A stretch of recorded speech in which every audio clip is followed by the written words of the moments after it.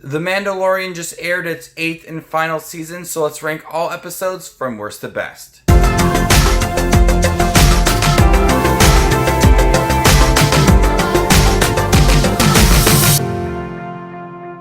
Hey everybody, my name is Justin. I love to watch movies. If you guys love to watch movies too, you guys are in the right spot. Make sure to hit the subscribe button down below and click that bell notification for more up and coming videos.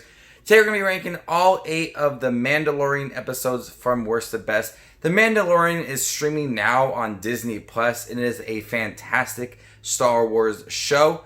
There's so many different directors in here, from Taika Waititi as well as Jon Favreau. Bryce Dallas Howard directs an episode, and I fell in love with this show instantly, and I can't wait to talk about each episode and rank them from worst to best. So before I do give you my thoughts and rank these episodes, make sure to leave your list down below. How would you rank all episodes from worst to best? I do enjoy every episode.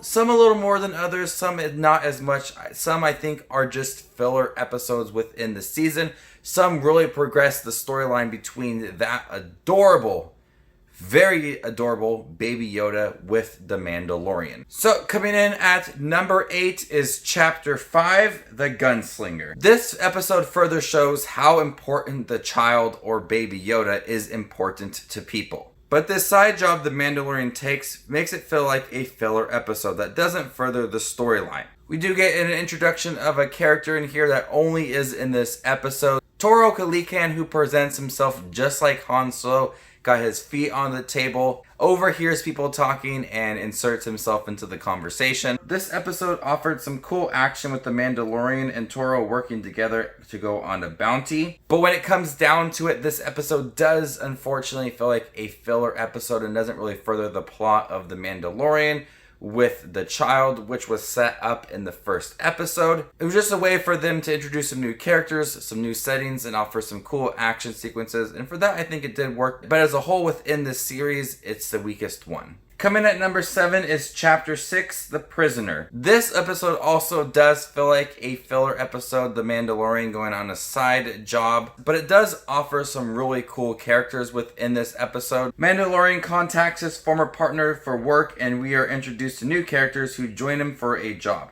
This episode challenges the Mandalorian as he must fight to stay alive. The people that work alongside the Mandalorian turn their back on him and try to lock him away aboard a space prison. You can tell the determination to get out of there, get back to his ship so he can take care of the child, and that furthers the relationship between them two and really strengthens it. But much like the last episode I just talked about, this unfortunately does feel like a filler episode. Coming at number 6 is Chapter 2, The Child. While I do think it was cool to see the Jawas in this episode, most of this episode does feel really slow and could have been condensed with another episode. The main point of this episode is for the Mandalorian to repair his ship while retrieving an egg of a mudhorn to get his ship parts back from the Jawas. We do learn a lot about Baby Yoda within this, that he has the Force. He helps protect the Mandalorian when this mudhorn is attacking him. So with that, I do think it's a big reveal and probably got a lot of fans like myself really excited to see what was happening.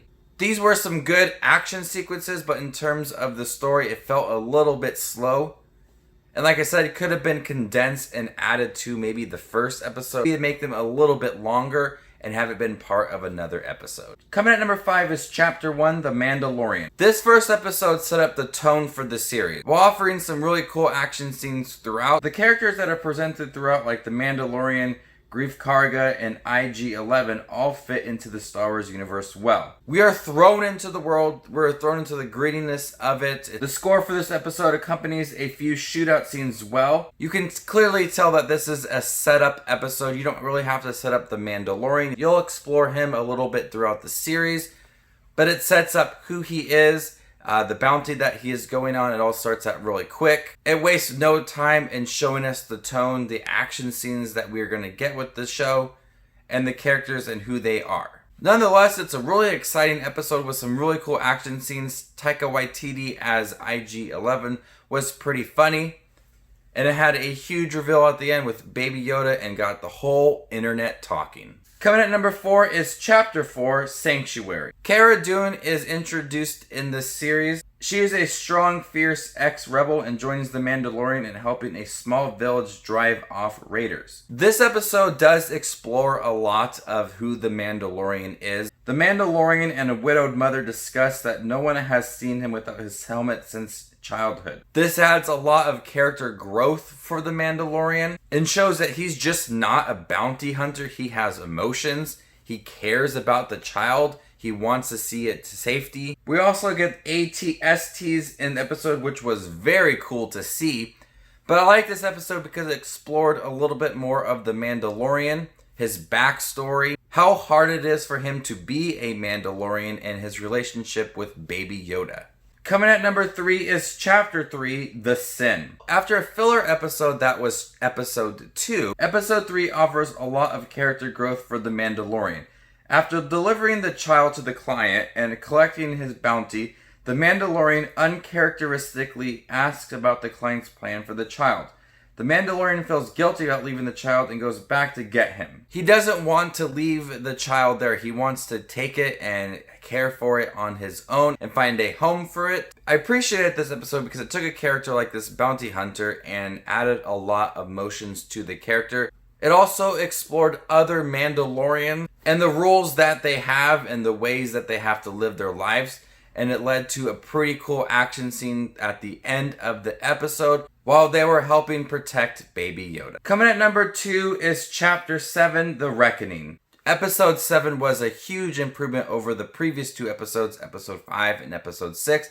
This doesn't feel like a filler episode. It feels like a story that is progressing the story of the child, the Mandalorian, how important Baby Yoda is to plenty of people. This episode also brought back IG-11, which I was very happy with since I liked him in the first episode. And this is part of the series that I was looking forward to, getting towards the end and seeing how the Mandalorian was going to handle all of these different bounty hunters that were coming after him, and how was he going to solve the situation that he was in. There's a lot of twists and turns within this episode. It's quickly paced. There's a lot of great action scenes. All the different characters that we've seen so far, the main ones, kind of come together within Episode 7 and Episode 8 as well. It definitely left it on a cliffhanger and some emotions for the characters, the Mandalorian, and it set up Episode 8 very nicely. So that leaves me with the last one, the very best episode, which is the most recent, Chapter 8, Redemption.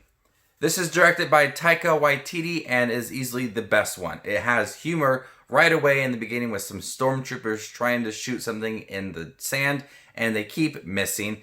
It has a lot of great action scenes within this episode. It has a huge reveal for the next season and has a lot for the characters to do within this episode as well. There's nods to the original trilogy within this episode. We learn a little more about the relationship between Baby Yoda and the Mandalorian and what has to happen because of those Mandalorian ways that were set up previously in the series, and he has to abide by them, and you kind of tell that he is looking forward to doing that. This episode just had it all. It took everything I loved about the Mandalorian series, put it all together in one episode, and left it on a cliffhanger and made me excited to see Season 2. And Jon Favreau actually just came out and said that Season 2 would be arriving in fall 2020. So you can definitely expect a review for The Mandalorian Season 2 coming next year when it is released. But I really did enjoy this series. It explored a different side of the Star Wars universe, took a character that maybe in the original trilogy or any of the other trilogies we might not really have cared about because we didn't get that much time with them, like a bounty hunter. But it explored them, had a lot of character growth. You cared about that character while also having a really adorable character within Baby Yoda, which I was not expecting. It makes you think about other Star Wars trilogies and what Yoda was doing and how we got to this point. Is he related to Yoda? We don't know. I'm excited to explore that and see if they kind of address it within the next season. So make sure to leave your ranking down below with all 8 of the Mandalorian episodes. And are you excited to see Season 2? My name is Just Watch Movies, and you guys stay classy, YouTube.